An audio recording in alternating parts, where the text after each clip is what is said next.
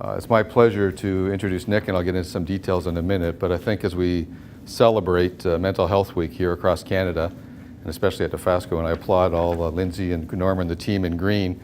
I didn't have any green. I don't even have green for St. Paddy's Day, so there you go. It's a choice, but celebrate Mental Health Week and what it means to this organization, some of the things we're doing this week beyond this Lunch and Learn with Nick, and Not Myself Today, and the health check. I applaud everybody for utilizing the capabilities and the systems that we have in place, our extended health care we have with Homewood, et cetera, to help meet the needs of dealing with mental health. As someone who has a 30-year-old son who deals with this issue, it hits me very closely, and I'm personally a huge supporter of helping the organization and helping all of us manage mental health. It's about the individual, but it's also about the extended family and how they deal with that. So a little bit about Nick. First of all and foremost, he's a new father 6 weeks ago, so congratulations. Nick, just a little formally, he's a professor and first-year coordinator at Mohawk College in health, wellness, and fitness. Besides being diagnosed with severe anxiety and depression several years ago, it's become Nick's mission, and we applaud him for that, to speak up about mental health to ensure that more people feel comfortable in speaking out about it and asking for help. Nick co-founded Mohawk College Mental Health in Motion peer-to-peer program and has made a huge impact on the students in speaking up about his journey. For the past few years, he's been speaking to elementary and secondary schools about mental health and has reached over 5,000 students. So well done, Nick. In 2016, we were there for this. Nick was awarded the St. Joe's Mental Health Spirit of Hope Award, which is awarded to individuals and organizations that have had impactful contributions to mental health care and addiction fields. So that was about a year ago, this time, right? At the St. Joe's breakfast, 500 people there. So Nick was recognized for that award. So congratulations again on that. Nick is a certified mental health first aid trainer and also speaks on behalf of the Talking About Mental Health Illness program and through the Canadian Mental Health Association, CMHA. Nick's presentation today is about talking about mental illness, breaking down the stigma one day at a time. So please help me introduce Nick and thank him for speaking out. Thank you. So first of all, thank you for sharing your lunch hour with me. I do tend to talk a lot, but I do encourage you to ask questions if they come up, and when they come up, I'm happy to answer any question at any time. You'll notice that some slides will play in the background. They might not necessarily match exactly what I'm saying at that moment. My presentation, I try to keep it kind of fluid, so it's not scripted in any way. So if there are things that you do want to ask about, that kind of guides the presentation. I also have these slides up there with some statistics, quotes. Some are specific to Hamilton, some are Canada-based. But again, it kind of takes the attention off me a little bit, which is also part of the purpose. So thanks again for having me in. And thank you very much for the great introduction. I mean, you kind of did my background a little bit there, but I do like to do a bit of a formal, informal history of who I am and why I'm here today.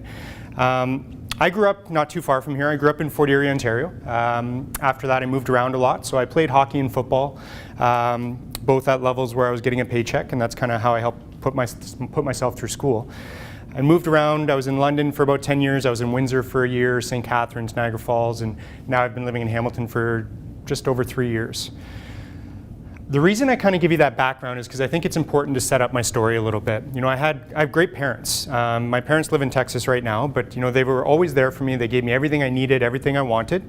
I had grandparents that lived 2 doors down from me as I grew up, so I basically had 2 sets of parents. And in fact, I would always go to my grandma's house right from school and ask what she was making for dinner, and then call my mom and ask what my mom was making for dinner.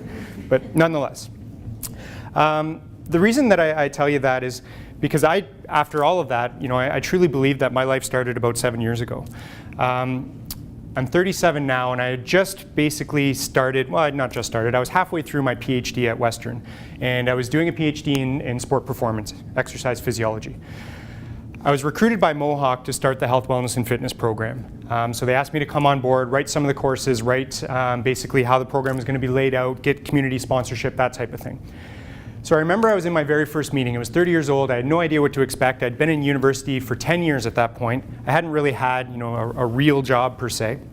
So I was in my first meeting, sitting down with some community members, some people that were going to sponsor the program, hopefully, as well as my new boss, as well as her new boss, and a few of my new colleagues that I hadn't really met. And it was a long meeting, but that's not why this happened. However, something was said in that meeting, and I don't know what it was. And frankly, it doesn't really matter. But whatever was said, it made me frustrated, and it made me angry, it made me upset, and I shut down. And when I shut down, I basically bury myself in my phone, or I bury myself in my computer, and I don't make eye contact with anybody, and I disengage for the rest of the meeting. And after that meeting, being fairly new to the college, my boss pulled me in her office, my associate dean, and she very politely said, you can't act like that. You can't allow your emotions to take over. You can't shut down. She said it looked bad on you. She told me it looked bad on her and it looked bad on the program. And she said, if it happens again, I'm going to have to let you go. And I was on a contract. It was our program was being proposed. It wasn't necessarily going to run. So I became very scared and even more frustrated and even more upset, and I had no idea what to do. So I left that meeting confused, worried that I had left my PhD, left school to take this position. And I remember talking and turning to one of my best friends, who is now currently my fiance. And we were talking about what happened, what was said, how I acted in the meeting, and I told her, I said, I don't know what to do. I said, what do I do? I'm scared, I'm worried, I've got an X against me already. And she said, why don't you go talk to a therapist? And I remember looking at her and I said, I'm not crazy, I'm not doing that. That's stupid. I don't need a therapist, I need you to tell me how to fix this. That's what I said. And she said, well, I really think a therapist might help you understand. And then I started to think about the previous 30 years of my life. And I've always been called moody, miserable, grumpy.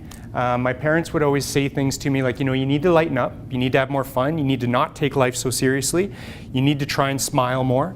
And I remember always hearing that. And if my best friends were here, in fact, I was at Mars Canada yesterday doing a presentation.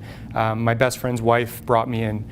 And I remember I said yesterday, if my best friend was standing here right now, he would introduce all of you as my moody friend Nick. This is my moody friend Nick. That's what he would say. Because that's who I was. That's what I thought I was. So I started to think about this option to go see a therapist. And I kind of sat on it a little bit, and I started to think about it a little bit more, and finally I said, you know what, I'll try it. What's the worst that can happen? I pay my money, I go in, it doesn't work, and I leave, right? So I went into this first appointment. It was a Thursday afternoon here in Hamilton. I was living in London at the time, but I wanted to drive to Hamilton for my therapy appointment because I didn't want anybody to see me there, because I was terrified that if somebody saw me going to a therapist, they would think less of me. And I remember sitting down and talking to this woman for an hour. I don't know what we said or talked about, and frankly, it doesn't matter. And I went back the next week, and I went back, and it was my fourth appointment. And I remember in the middle of this appointment, whatever I was talking about, she very politely, interrupted and said, you know what, Nick, I really need to tell you something. I think you have severe depression and severe anxiety. And I remember looking back at her, and I snapped at her, and I said, no, I don't. I said, that's not me. I said, I work out every day. I take care of myself. At this time, I had just bought a car, just bought a house. I have everything I've always wanted. I said, that's not me. And I basically said, those things happen to people that are homeless. And I left that appointment. I walked out. And I remember going home that day, and I started to think about what she had said. And at that point in my life, I had no idea what depression was. I had no idea what anxiety was. If you asked me what depression was 7 years ago, I would have said sadness. And if you asked me what anxiety was, I would have said I'm nervous, right? I grew up as an athlete. I thought that's what it meant. And then I started not knowing what that meant. I started to do what most people would do. I got on the internet and I started to Google depression and anxiety and tried to figure out what that meant and what that actually was, because I'd never had any formal education on it, right? And I started to read a little bit more and try to understand, how she could say that about me. And rather than me feel better about myself, it made me feel a lot worse. I started to feel a lot of shame, and I was very self-stigmatized. And I started to feel like less of a man, and I started to feel like less of a person. So instead of feeling better, knowing that there was something actually diagnosably wrong with me, I shut down even further.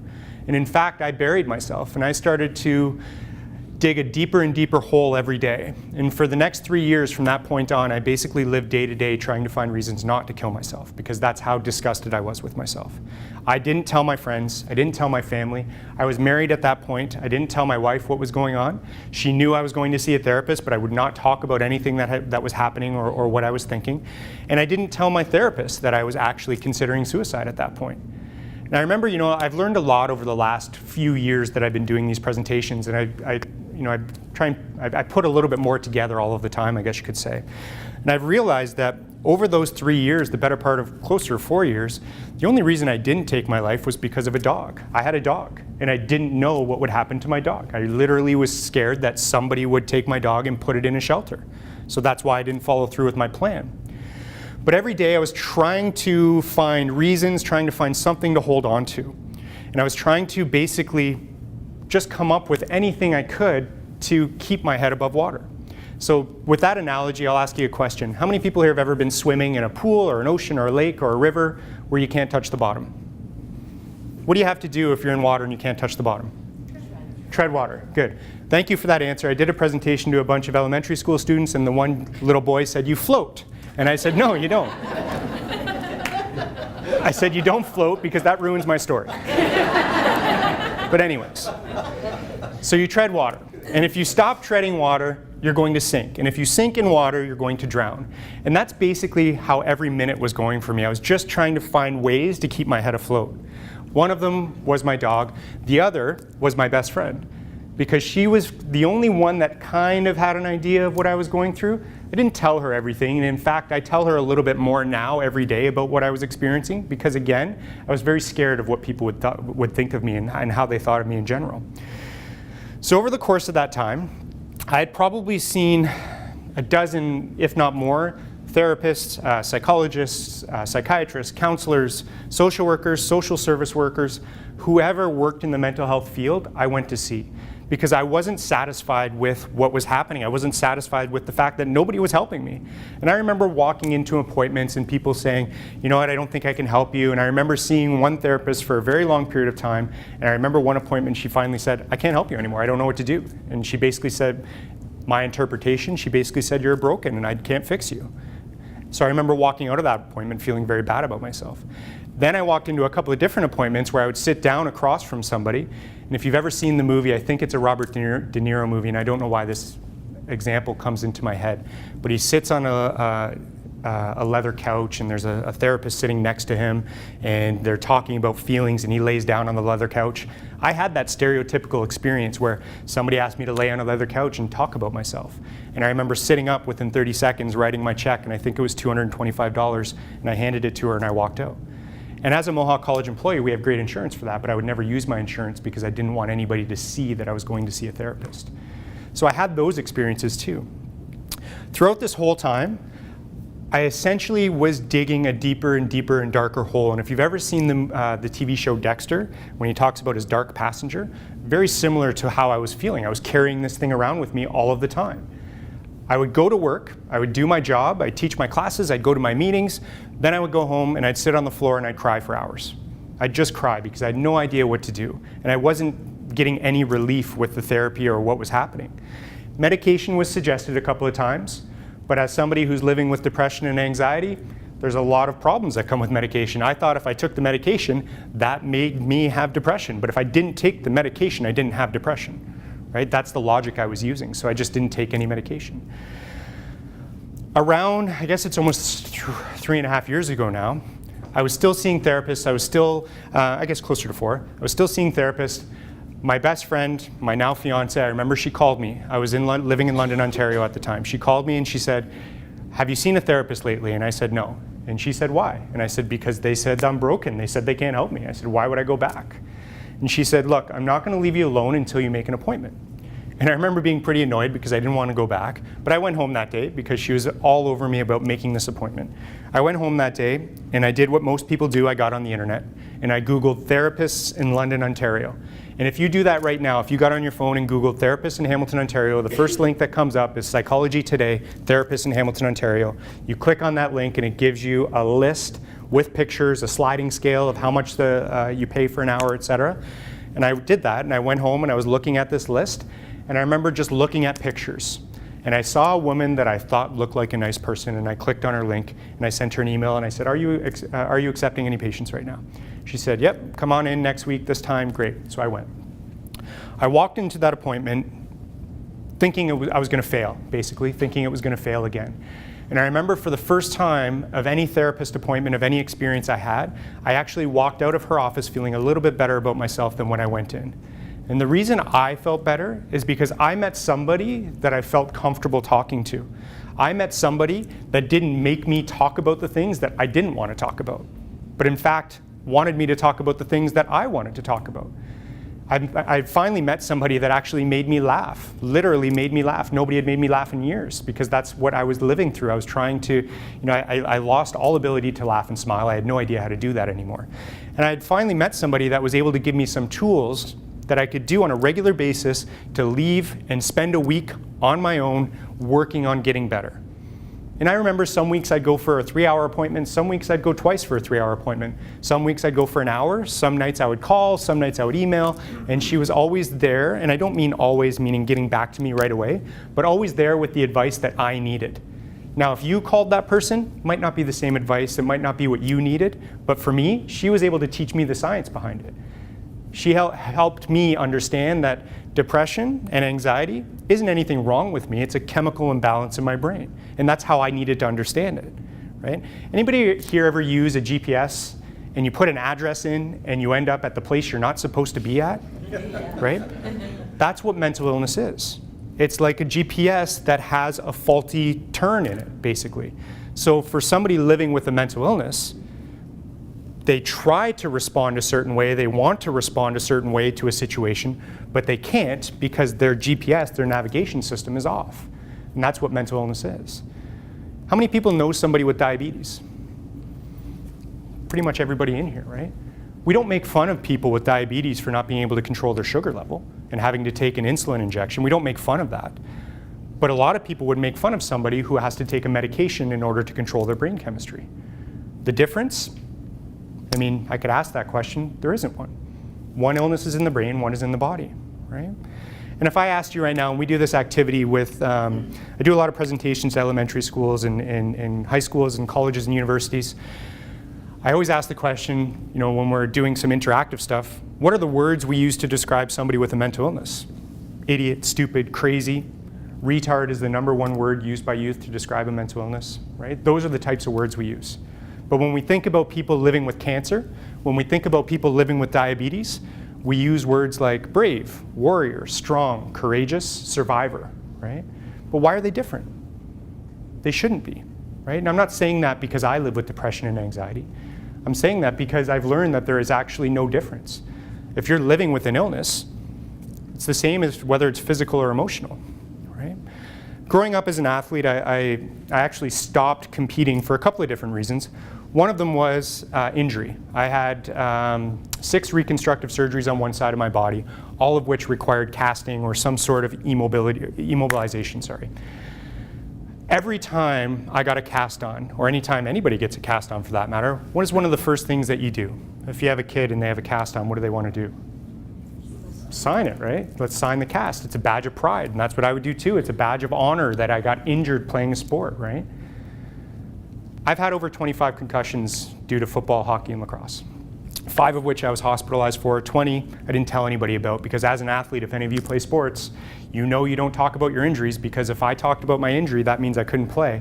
If I couldn't play, that means I don't get my paycheck, which means I don't get groceries and I don't get rent, right? So I didn't tell anybody. And the reason I use that example is because nobody's ever offered to sign my forehead when I get a concussion, right? But it's no different. It's the same as a physical injury through the body. It's a physical injury through the brain. For the past 3.5 years, I've been traveling around and doing these presentations. I remember the very first presentation I gave because it was a pretty important event. And again, it was my fiance, my best friend, who was encouraging me to talk. She teaches a class at Mohawk in, it's called Wellness Management Strategies. And one of the topics of that course is mental health. And 3.5 years ago, she kind of had an idea of what was going on, but not really. I didn't talk about it as much, but she said, why don't you come in and talk about mental health? And I said, absolutely not, that's the dumbest idea ever. My students will look at me like I'm weak. And she said, no, they won't. She said, you don't have to talk about you. She said, talk about mental health, talk about what that means, talk about exercise and mental health, talk about nutrition and mental health. And I said, no, I said, they'll see right through that, and they'll think less of me. She was very persistent, and if she was here right now, you'd probably understand. She's very persistent. She's very much a passionate person, especially when it comes to health.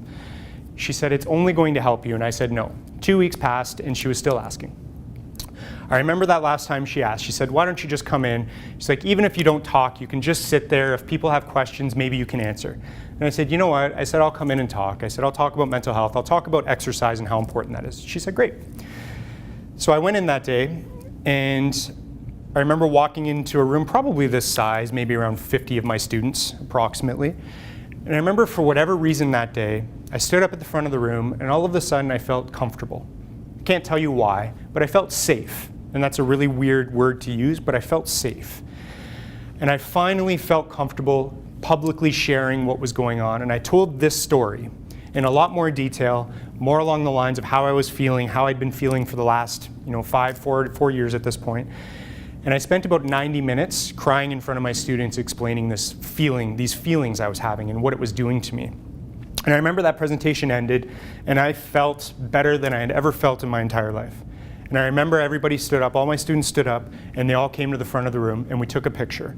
And I remember all of my students, not all, a lot of my students coming up and giving me a hug. Students that I had never spoke to on a personal level before came up and hugged me. Male students, female students, all showing how much they not only enjoyed the presentation, but more so that they understood what I was feeling. After that presentation, the support that I got from the rest of my students was overwhelming, and it was very empowering. It made me feel better about myself. And it was a week later, exactly, it was a Sunday afternoon. I think it was around 3 o'clock because I was watching a football game. I received a message on my phone, and it was one of my students. And he basically, to summarize the message, he said, thank you for your presentation. He said, thank you for opening up to me. He said, you've always been there for me. You've always been a mentor to me. But I just wanted to say thanks, and I hope you're doing well. And I replied because I thought it was a nice message, to get that recognition. That's a nice feeling, but something wasn't sitting well with me. So I messaged him back right away. And I said, I don't know where you are, and I'm not sure what's going on. I said, but I can guarantee you that whatever it is, you don't have to do this alone. And then he sent me another message back, and then we exchanged messages for the next 4 hours. Turns out that message, that original message, was his suicide note. He was saying goodbye, and he didn't know how else to do it. He didn't have anybody else to turn to. The next day, he came into the office, into my office, and we talked. And it turns out he needed somewhere to live. He wasn't in a good relationship at home. He was in an abusive home. He was dealing with a lot of different problems. However, he just needed some options. And I tell that story for one reason, because all he needed to hear was that he wasn't alone. And all he needed to hear was that I was going to help him. Didn't matter what it was, but I'll come, I'll meet you and I'll help you. And I also now remember being on the other side of that message. I also now remember sending that email, that text message, making that phone call to my friends, and just saying, I haven't talked to you in a while, but I just wanted to say thanks for being a good friend. Or, you know what, I'm just out doing stuff right now. I just wanted to let you know that I was thinking about you. And there were always 2 or 3 people in my life that replied and just said, thinking about you too, buddy, let me know what I can do. And there was always one person that would say, not sure what you're up to, but let's go grab a beer. Let's go play hockey. Let's go for a workout. Let's go for a run. And that's what I needed in that moment. But at the time, I didn't even realize that I was reaching out, that I was trying to survive. But that's what I needed in that moment, and I didn't even know that. And I tell that story because I feel like as people, we underestimate the ability that we have to send a text message and change somebody's life. We underestimate the ability that we have to send an email and make somebody feel more valued. Not all suicide is preventable, but some of it is. Some of it is, and that's through those text messages, those Facebook messages, those, if you use Snapchat, if you use BBM, or whatever your method of electronic communication is, you have the ability to save a life. And I can tell you the number of times that I have had to be that person. Doing this role at the college and in the community, I have a number of students specifically reach out to me on a regular basis just looking for somebody to talk to. Because all they need is somebody to care. They need somebody to just say, I care, right? I care about you, that's all. I don't need to know what you're going to do with this information. I don't need to know where you're going to go, but I'm here if you do need something. And that's the power that you have to help your friends, your colleagues, your family members, right? Statistics tell us that approximately 20% of Canadians will experience a mental illness at some point in their life, 1 in 5 people, right? We know the number is closer to 1 in 3 due to underreporting, misreporting, especially among the male population. We don't like talking about this stuff. That means it's your best friend, your mom, your dad, your son or daughter, your cousin, your aunt, your uncle. It's somebody close to you is going to be dealing with this at some point in their life if they aren't already. And you can't fix them. And that's the hardest thing. You can't fix mental illness. It's never going to go away. There's no cure for depression. There's no cure for anxiety. There's no cure for schizophrenia. I still have very bad days. I still have very bad weeks. I have very bad months. But I do know that I can weather that storm. And with all of the therapy that I've had, I know strategies in order to get through day to day. And I still live minute to minute. I do. But with a different purpose. You know, it was mentioned that I have a six-week-old daughter now. That's a different purpose in life. Now I live minute to minute because I know that that's my priority, right? But again, there are still days when I wake up crying for absolutely no reason. If I listed all of the things I have materialistically in my life, you'd be like, wow, you're a lucky person.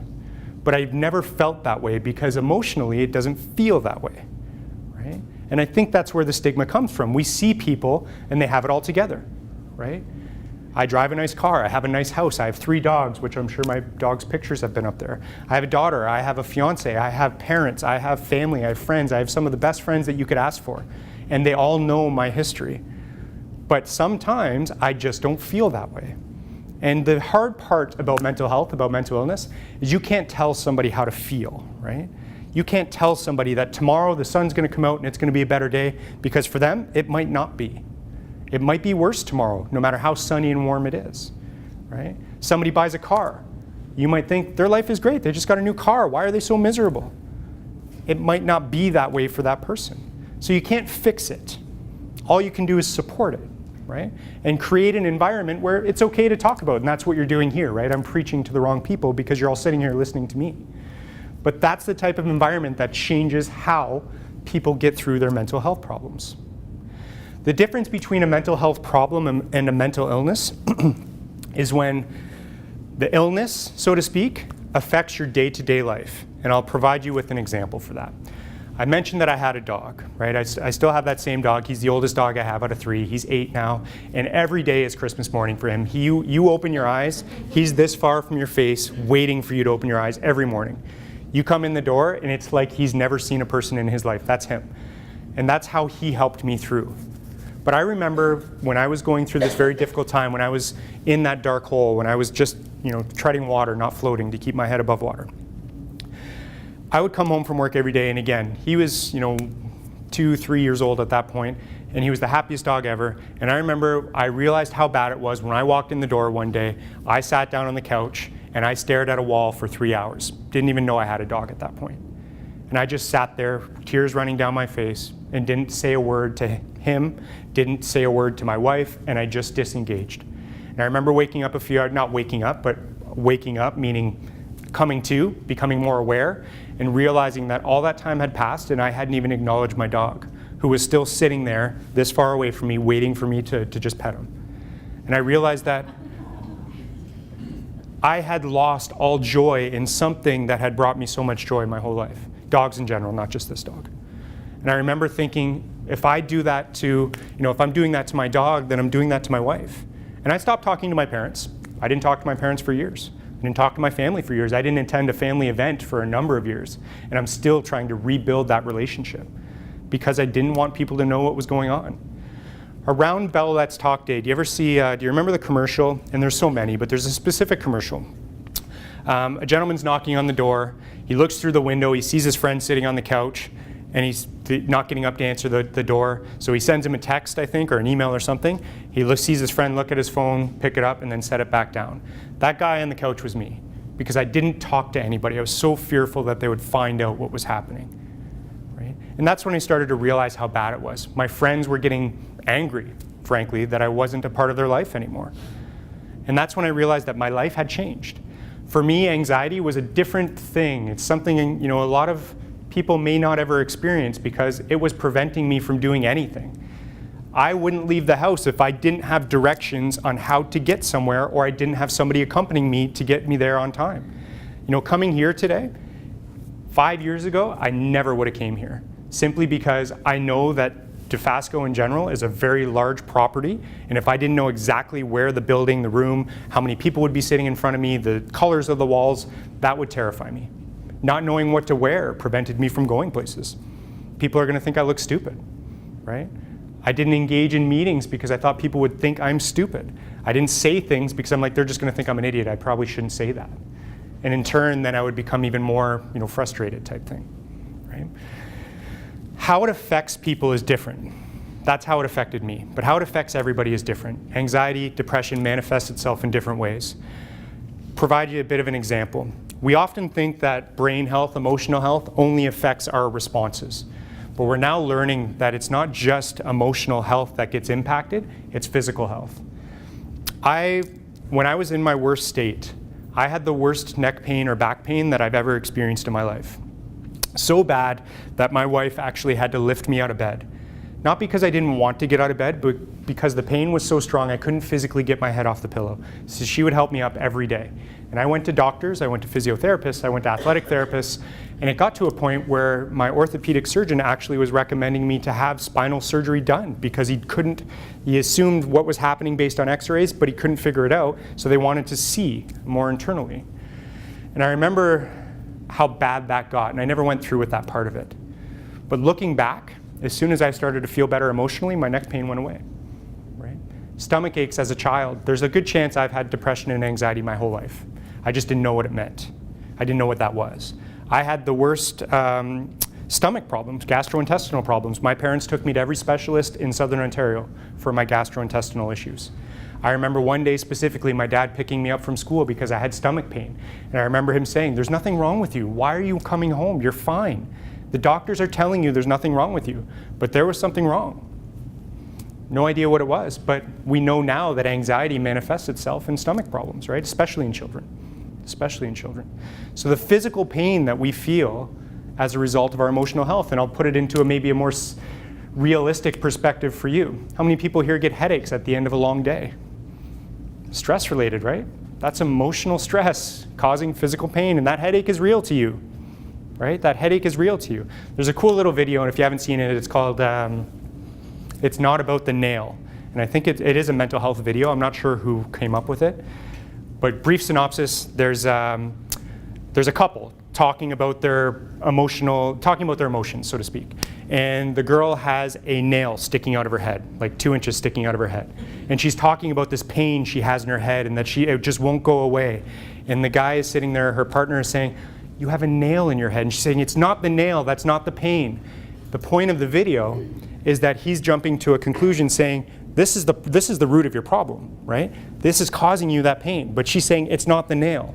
And it's the idea that we can't just offer advice when somebody is dealing with mental health problems, right? Think of it, if you have a fear, think about your worst fear in the world right now. One of mine is snakes. I don't know why, I'm terrified of snakes.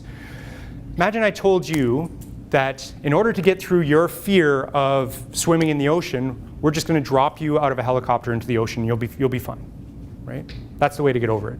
Or if you're afraid of sharks, we're going to put you in a shark tank. You'll be fine, it'll be okay. You'll get over that fear quickly. Okay? We can't offer that advice because it doesn't work like that, right? It doesn't work like that in terms of just getting through things and getting over things, right? As a professor, I always give homework. And one of my pieces of homework, and I'm hoping that you actually follow through with this, especially considering it's the 66th annual Mental Health Week in Canada, is that you're probably thinking about somebody who's struggling in your life right now. And it doesn't have to be a mental illness. It doesn't have to be at all. But somebody who's going through a difficult time. Your homework, send them a text message. And it doesn't have to say anything special. All it has to say is, if you need anything, let me know. Because that's enough to make somebody feel like they're valued. Literally, that's all it takes. If you need anything, let's meet for a coffee. Let's go for a walk, whatever it might be. And that's all you have to do, because that's all you need to support somebody. If you are supporting somebody with a mental health problem or a mental illness, you can't fix it. And it's going to be exhausting, and it's going to be frustrating, and it's going to be probably one of the most difficult things you've ever done. But remember, put it this way. Think of yourself always having an oxygen tank on with an oxygen mask. And every time you try to help that person that you're supporting, you lose a little bit of oxygen out of that tank. You also have to take care of yourself, because as soon as that tank gets empty, you're no longer going to be able to support that person. So even though you might not be the person struggling, every time that person needs help, you lose a little bit of oxygen. And that's where the self-care piece comes in. You have to take care of yourself in order to take care of somebody else. Now, if you are supporting somebody, most important thing to remember is that you can't fix them. It's probably going to take a long time. I consider myself one of the luckiest people in the world because I'm here to stand and talk about my story. I didn't go through with the plan that I had, the plan that I saw for myself. And I'm able to try to give you some advice on how to move forward. But if I can get through it, anybody can. And the reason I say that is because there's always a light at the end of the tunnel. There's always something to grab onto. There's always a reason to live. And that's what we are always looking for. No matter how bad it gets, no matter how dark that tunnel is, no matter how dim the light might seem, it's still there. And that's what we have to remind ourselves of and remind our friends, family of. The other piece of homework that I'm going to give you, because this is a very big place, and if you're anything like me, I'm very shy. You know, this is easy for me. I could do this for hours. You know, I could keep you here till 8 o'clock tonight just chatting about this stuff. But you walk through the hallways every day, right? You walk around the grounds every day. You pass people you don't know, and typically when we pass people we don't know, put our head down and keep walking. Or if we encounter somebody that might be miserable, and I use air quotations because that might be our perception of them, we avoid them. When our friends are having a bad day, when you encounter somebody in the office having a bad day, what do you typically do? You don't have to answer, but I know what we do. What I used to do, I avoid them. I don't want to deal with them. They're miserable. Why would I take on their energy? But in reality, that person just needs somebody to say hi, right? So I make it's an interesting little challenge I have for myself. I make it my duty to say hi to everybody I pass when I'm in the hallways and when I'm out in my neighborhood. Whether I know them or not, I smile and say good morning or good afternoon. Because it makes people feel valued, right? And I've made a lot of new friends that way. But it makes people feel like you're paying attention to them. And that's your other piece of homework. Just create a friendly environment, because when you do that, it makes it, and it sounds kind of silly. I know when I say it, I even think, you sound kind of cheesy right now. But it does help. Those little things help, right? So 2 pieces of homework. One is really easy. Just say hi to somebody you don't know today as you pass by them. Just one person. The other piece of homework is to reach out to that person you're thinking of right now. And you don't have to, save the world, because you're not going to. But you can save the world by just offering a little bit of support if they need it. And I'm going to open it up for any questions in a second here. If you're ever unsure of what to do, if you're ever unsure of how to approach somebody or what to do in a certain situation, Hamilton is an incredible city for resources when it comes to mental health. And I took one of the cards that are on the table here before I started, simply because you have so many resources that you don't even know exist. And I only know because I'm involved in this industry and I have to actually look for resources for people all of the time. I don't know if I put it up there, and I don't think I did. There's a great website. It's called myfreehamilton.ca, and it is focused on mental wellness in Hamilton, and it offers free resources. It's a free website. I don't know who started it, but it's very quickly developing, and you can look for any type of resource you want around mental wellness in Hamilton. It's incredible, right? But there's always resources available, and if you don't know how to find them, ask. I've had my contact info up here for 45 minutes now, 50 minutes since it's been up on the screen. I don't know where to find everything. I'm not a therapist. I'm not a counselor. I'm nothing like that. I'm just somebody who knows what it's like to have depression and anxiety, and I can listen. And if you need resources, I can provide them, right? Because that's all we really do. I can honestly say that my recovery, and I use recovery because that's how we phrase or term somebody who's recovering from a mental illness, my recovery actually didn't start until I met that right therapist, but even more so until I started talking about it. That doesn't mean you have to do these presentations in order to recover from depression and anxiety. It just means that the more comfortable you are sharing your story, the better you're going to feel. Literally. These presentations are therapy for me, very selfishly. Very selfishly, I do this because it's therapy. Because if one person leaves this room and talks about my presentation, that helps me, right? It's empowering for me, knowing that I've helped one person. I'm doing 10 presentations this week, Monday to Friday, because of Mental Health Week. And if I help 10 people, that's great. And I don't even have to help them, just provide them a little more comfort. This slide will stay up until I leave this room, or in fact, you have my presentation, so you can do whatever you want with it. But statistics, anything like that, you have it, you have access to it. If you don't, send me an email. I'm happy to send it to you, that's fine. One of the things that we're trying to promote right now is suicide awareness for males. there's a large number of males dying by suicide in Hamilton right now, very large. The largest number that we've seen in a lot of years. Whatever reason that might be, for whatever reason that might be, we're trying to bring awareness to male mental health. Movember does a great campaign around mental health, but we need to start to think about male mental health on a regular basis. I do want to thank you. You've been an awesome audience. You actually laughed at my jokes, which not everybody does, so thank you. But at the same time, I do want to offer the opportunity to ask any questions. I'll answer anything very openly, very honestly. At the same time, if you're not comfortable asking in front of people, send me an email or Facebook or whatever you want, or come up and grab a business card with my cell number on it if that's easier for you. I'm happy to provide resources in any way I can. So thank you very much.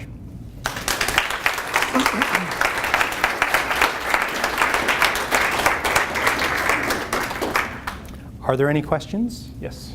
What would you say to somebody who wants to take care of their mental health on their own? You offer support, and they say that to you. It's a good question. If somebody wants to take care of their mental health on their own, I wanted to take care of my mental health on my own. The hardest thing for anybody to do, well, maybe this is just me, but I think for people in general, is to admit you need somebody else's help. So I tried to do it on my own, but I realized quickly that I couldn't do it on my own. I needed somebody else's help. The best way to phrase that situation or that circumstance, reverse the roles. What if it was me? Wouldn't you want to help me? Wouldn't you want to make me feel better? You wouldn't let me do it on my own, so why should I let you do it on your own? There are stages of change, right? And there are stages of change around any behavior. Some people, I have somebody very close to me who is addicted to drugs and alcohol and been trying for years to help this person. He's just not ready to change. He's not ready to accept help. There are stages of change. So for me, for supporting this person, I constantly remind him that when you're ready, I'm here. You know, I can't make you stop drinking. I can't make you stop taking drugs. But when you need support, I'm here, right? But I reverse the role on him all the time. If it was me, you'd be doing the same thing. You'd be saying the same things. You'd want to help too. You wouldn't leave me alone, right? And usually, from a mental health first aid perspective, that works, usually. But it takes time. One of the hardest things I had to do, so again, as questions come up, just raise your hand, please. I told all of my friends and family about what I was dealing with through a YouTube link. I had some friends at the college help create this YouTube link with me, and very professionally done from the media department. And I sent it to everybody I knew because I didn't tell anybody until that moment. And that was one of the hardest things to do because I didn't know how people were going to respond. Now, I can say that 99% of the people I sent it to, very positive response, very great support, and have been since that moment that they watched the video. There's been 1% of my friends and family that aren't so supportive. You know, and I can say this, that, you know, some people very close to me aren't comfortable talking about it. One of my best friends will never talk about any type of support or anything. And I know there's stuff going on that we could probably talk about, but he's just not comfortable with it. So there is that component as well. Yes? I have a question. If you know somebody who has kind of the physical symptoms, shall we say, like you Yeah. had, how do you bring up the idea of, it could possibly be a mental health issue versus more of a physical issue? It's a good question. Start that conversation. It's a good question. And we deal with this, and this is what I teach in mental health first aid, is how to start that conversation. First of all, if you feel like somebody's going through a difficult time, there's a good chance they are. Instinctually, you're usually right, usually. If you feel like somebody's going through something that might be a little bit more than a bad day, how to start the conversation is always approach it from the perspective of, how are you doing? And I'm only asking because I care. And I'll tell you another story because I feel like stories drive the point home. A few years ago now, so I just started doing these presentations. I was working with Jill Dennison from the Canadian Mental Health Association, who I still work with to this day. And I was doing a presentation to an elementary school. And I was in the middle of my divorce, the divorce proceedings per se.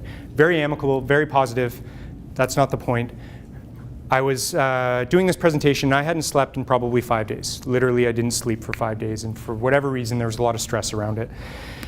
And at the end of the presentation, I remember we were walking out of the school, and she said, "How are you?" And I said, "Fine," because that's what I always say, "I'm fine." And I remember she grabbed my shoulder and turned me around to face me, and she said, "No, really, how are you?" And I just started bawling. I started crying, and I said, I'm tired." I said, "I haven't slept in a long time." I said, "This is really hard for me." I said, I'm tired. And the point of that is starting the conversation, It can be as simple as making eye contact with somebody and repeating the question a couple of times. No, really, how are you? Because I can tell that you're not engaged in the conversation. I can tell that your presentation, in this case, from my example, she said, your presentation was different. Not in a bad way, it was just different, so I know something's wrong. Have the conversation around, you're not coming to work as often, or you know what, you're not sitting with us at lunch anymore. You're not returning my text messages. You're taking days to get back to me. You didn't show up for hockey last week. That's not like you. You love hockey, right? You're not paying as much attention to your appearance, which could be a telltale sign, right? You're not going to the gym anymore. Or, on the other side, all you care about now is going to the gym, right? There's that side of it as well. It could go the other way. You know what? You're so focused on your appearance now, that's not you. That's not the way you were. What's going on, right? So having that conversation and then just following it up, so providing an example without being accusatory, providing an example and saying, I'm only asking because I want to help. That's it. And if I can't help, that's great, but just know that I'm here. So leaving it off as, I want to help because I care. If you don't need my help right now, just know that I'm here when you're ready. And it's being persistent. Persistent, not annoying. Fine line, right? Because if you're always on somebody, you need to change, you're doing this wrong, they're going to be like, get out of here, stop talking to me. But if you just keep in their mind that you are there for them, they'll eventually come around. Trust is a big thing when it comes to mental health, absolutely. Somebody else had their hand up. Yes, sir. You yourself are involved in athletics at a fairly competitive level. Male-dominated, obviously. Yep. Again, you talked about males kind of holding that emotion in, keeping it, we'll solve it ourselves sort of thing. Yep. But the athletic component that you were involved with, do you look back on it now and recognize it with some of the individuals that you were involved with in a dressing room, outside, social environments, that sort of thing? Oh, absolutely. Yeah, absolutely. I mean, one of the things that, and I learned so much from my last therapist. She honestly made me aware of so much about myself and just people in general. We truly, looking back, I truly recognize a lot of my behaviors in a lot of other people, friends and family, teammates. One of my best friends, after I had finally come out and said that, I'm diagnosed with depression and anxiety, he said, me too, I've been for years. Like, why didn't you tell me? We've been best friends since we were 15 years old. Literally, we were inseparable. He's like, why would I tell you? He's like, you were my teammate, my best friend. I didn't want you to think any different, right? So absolutely, looking back, talking about it with people, it's a lot more prevalent than we think it is, right? It's a lot more prominent in sports, right? And we're seeing a change in that a little bit, right? We're seeing a bit of a shift in culture around mental health in athletics, especially male athletics, but still a lot of room to grow. A lot of room to grow in mental health, the field of mental health in general. Yes, sir. In mental health, is there, in particular with depression, is there a hereditary aspect, or is there something in general at home that can make it more possible for a child to be early influenced by it? Yeah, absolutely. I mean, from a mental health cause perspective, there is a possible genetic link, possibly, but there's no direct cause. There's no cause and effect. The biggest cause is compounding stress, right? So what is stressful for you? Stress constantly piles on, and it's at some point that stress becomes overwhelming, and that's when a mental health problem might manifest. But it is generally just stress related. That's the number one cause, is stress, right? I think, this might be a follow-up question that I can answer. We talk about, is mental health or mental illness more prevalent now than it was 10, 15 years ago? And if so, or if not, why? I think there's two answers to that question. I think it is more prevalent for a couple of reasons. One, we live and work in a much more high-pressure environment. We place a lot more stress on ourselves. You think about it from this perspective, if you don't do your job well, somebody's waiting to take it. That's stress, right? But also at the same time, we're becoming much more aware of ourselves, and diagnosis is going up a lot more. So I think it's more prevalent for two reasons. Pressure in general in the society we're working and living in, but also the fact that we're a little more comfortable saying our feelings, talking about our feelings than we were 10 to 15 years ago. I talked with a gentleman yesterday after my presentation who has a 6-year-old daughter who they are very concerned about with anxiety. She won't go to school. There's certain things she won't do. And his question was, is it too early for us to get to therapy with her? And I said, absolutely not. I said, the sooner you can start to treat the stress that she's feeling, the better the outcome's going to be. And if I could, if I could give you one piece of advice, whether you are struggling with something or not, therapy is incredible because I learned so much about how to maintain my relationship with my fiance, my future wife, as well as my friends. It's been a lifesaver in terms of building friendships. But it's just stress related. I believe that. I'm by no means a therapist. I want to make sure everybody knows that. But I believe it's very much stress related. Pressure. Yeah. Any other questions? I've got a few more minutes here. Yes, sir. Nick, can you speak about medication? You mentioned it earlier. Yep. Just the stigma attached to that and Yep. how it makes you feel. Yeah. I feel I was very lucky that I was able to manage without medication. I know a lot of people that medication is necessary. And if you think about this, if you have a headache, what's the first thing most people do? Grab a Tylenol or an Advil, right? Or if you have a cold, NyQuil or Sudafed or whatever it might be to help you get you through the day or through the night, right? Mental illness, mental health works the same way. Some people, absolutely necessary to have medication.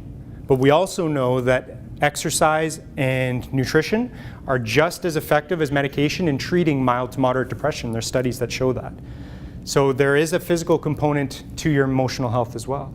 The way that medication works, again, I've never been on it, but the way I understand it from a science perspective, is if you have a range of, say a 0 to 10 in terms of emotions, the medication kind of stabilizes you around that 4 to 7 range. So you never feel great. Great is a relative term, but you never feel that 0, 1, 2, 3 anymore. And that's how medication tries to level things off. When it comes to mental illness, one of the biggest struggles, per se, is that people that live with mental illness often stop taking their medication. And the reason is because they start to feel better. And they start to feel better because of the medication, but think they're fixed, right? And if you talk to anybody with schizophrenia especially, as soon as their delusions, hallucinations start to go away, they stop taking medication because they're better. But then they're only better because the medication is working. Interestingly enough, with medication too, one of the not the downfalls, but the difficult things, is that alcohol basically eliminates the effect of the medication in a lot of cases. And a lot of people don't know that, so it prevents it from actually working. And some nutrition actually affects how the medication works as well. And that's not very publicized knowledge, so we don't have a lot of information about that. But medication is absolutely necessary for some people, and it's, I always, like I said, I liken it to the headache. Or if I have a sore back from whatever, lifting something, I take an Advil or a Robaxacet or something, right? Same idea. Any other questions? Yes. Hi, Nick. Can you maybe speak about people staying at work or having a routine and the benefits of doing that sort of thing Yeah. instead of Yeah. staying on the couch? Absolutely. Yeah. One of the hardest things for people living with depression and anxiety to do is to leave the house because of many different reasons. Energy levels are very low.